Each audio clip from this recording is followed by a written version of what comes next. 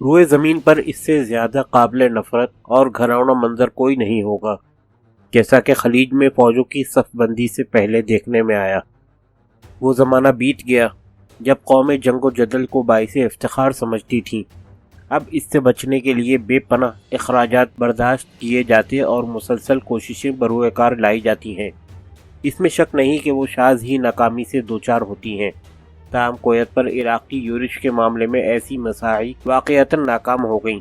1939 کے بعد کسی جارحیت نے ان لوگوں کے لیے جنگ کا ایسا واضح امکان پیدا نہیں کیا جو ہمیشہ انصاف پر مبنی بین الاقوامی نظام نافذ کرنے کے خواہاں رہتے ہیں۔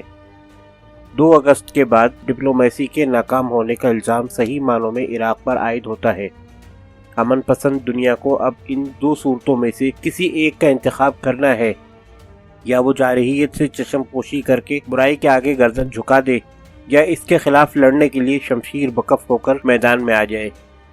گزشتہ رات صدام حسین اور اتحادیوں کے مابین جنگ کی ابتدا میں صرف اتنی کسر رہ گئی کہ فرانس نے یک طرفہ طور پر اور کسی قدر نامعقول یہ تجویز پیش کر دی کہ اگر عراق کویت سے نکل جانے کے ارادے کا محض ایک مبہم سا اعلان ہی کر دے تو اقوام متحدہ کی ساری قراردادیں نظر انداز کر دی جائیں گی۔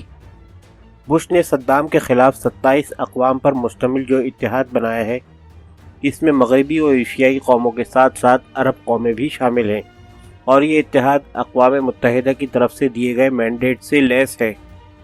ان فوجوں میں اکیلے برطانیہ نے 34,000 فوج بھیجی ہے۔ یہ فوجیوں کی سب سے بڑی تعداد ہے جو دوسری جنگ عظیم کے بعد سے اب تک سمندر پار روانہ کی گئی ہے۔ جلد فتح یابی کے زیادہ پرامید منصوبوں پر انحصار اس بات پر ہوتا ہے کہ جنگ کس قدر شدت و تیزی کے ساتھ لڑی گئی۔ یہ جنگ کا سب سے کریہ منظر ہوتا ہے، اس لیے کسی قوم کو جو کم از کم جمہوری ہونے کا دعویٰ کرتی ہو واضح طور پر علم ہونا چاہیے کہ وہ کس مقصد کے لیے مصروف پیکار ہے۔ ہابس کے بقول جنگ ایک ایسی حالت کا نام ہے جس میں خواہ ہنگامہ کارزار برپا نہ ہو تاہم لوگوں کو مروب رکھنے والی مشترک قوت ناپید ہو۔ مشرق وسطیٰ میں نوآبادیاتی نظام کے خاتمے کے بعد کوئی مشترک قوت نہیں رہی تھی۔ بیرونی دنیا ایک ایسے موڑ پر پہنچ گئی جہاں اسے عراقی جارحیت کو ایک مقامی جھگڑا قرار دے کر 1945 کے بعد سے کی گئی دیگر جارحیتوں کی طرح نظر انداز کرنے یا ہابس کی مشترکہ قوت کا اس عالمی ادارے کے ذریعے مظاہرہ کرنے میں کسی ایک کا انتخاب کرنا تھا۔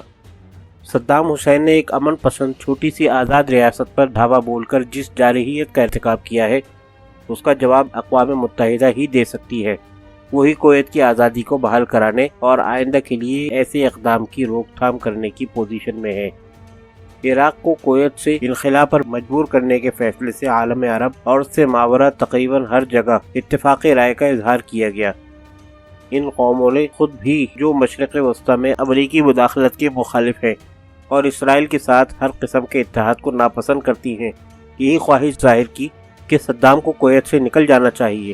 سلامتی کونسل نے بڑی باریک بینی کے ساتھ یکے بعد دیگر 12 قراردادیں منظور کی، جن میں عراق کی واپسی اور کویت کی جائز قانونی حکومت کی بحالی کے علاوہ عراق پر اقتصادی پابندیاں لگانے اور اسے ریاستوں نیز افراد کو معاوضے کی ادائیگی کا ذمہ دار ٹھہرانے کو کہا گیا۔ پھر نومبر میں 7 ہفتوں کی ڈیڈ لائن مقرر کر دی گئی اور کثیر القومی کولیشن کو اختیار دیا گیا کہ وہ 15 جنوری کے بعد مذکورہ قرارداد پر عمل درآمد کے لیے طاقت استعمال کر سکتی ہے۔ صدام حسین اس قسم کے بیرونی دباؤ کو ہمیشہ پائے حقارت سے ٹھکراتے آئے ہیں۔ انہوں نے محض موجودہ معاملے میں ایسا نہیں کیا۔ 1979 میں اقتدار پر مکمل قبضہ جمانے کے بعد سے ان کی یہی روش رہی ہے۔ کویت سے پہلے ایران ان کی جارحیت کا نشانہ بنا اور دونوں ہمسائے 8 سال تک برسر پیکار رہے۔ اس وقت عالمی امن کو جو خطرہ لاحق اور جنگ کا زبردست خطرہ پیدا ہوا ہے، یہ سلسلہ براہ راست سلامتی کونسل کی اس ناکامی تک پہنچتا ہے کہ اس نے 1980 میں عراق کی مذمت نہیں کی اور عراقی کردوں کے خلاف صدام کے لڑاکا دستوں نے کیمیائی ہتھیار استعمال کر کے جو تباہی مچائی اس کی روک تھام کرنے اور عراق کو سزا دینے میں ناکام رہی۔ صدام نے لکھے ہوئے حروف کا ہمیشہ مذاق اڑایا ہے۔ مذاکرات اور گفت و شنید ان کی نگاہ میں بے وقت ہیں۔ وہ معاملات کو بات چیت یا افہام و تفہیم کے ذریعے سلجھانے پر یقین نہیں رکھتے۔ ان کے اس طرز عمل کی تازہ مثال اس سلوک سے ملتی ہے جو 13 جنوری کو اقوام متحدہ کے فاضل secretary general mister Perez de Cuellar کے ساتھ بغداد میں ملاقات کے دوران روا رکھا گیا۔ صدام نے ڈپلومیسی سے چشم پوشی کی ہے، انہیں قائل کرنے کی تمام کوششیں، یہاں تک کہ مفاہمت کی ایسی تجاویز جن میں انہیں جارحیت کا صلہ دینے کی پیشکش کی گئی تھی، ناکام ہو چکی ہیں۔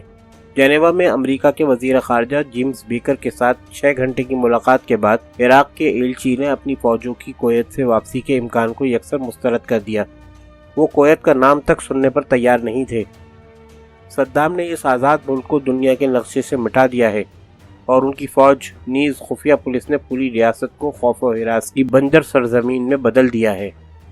کہا جاتا ہے کہ پیرس ڈی کونیار اپنے ساتھ ایسی تجاویز لائے تھے، اگر ان پر سمجھوتا ہو جاتا تو نہ صرف صدام حسین کی لاج رہ جاتی بلکہ پوری انسانیت ایک ہولناک جنگ کے اثرات سے بچ جاتی۔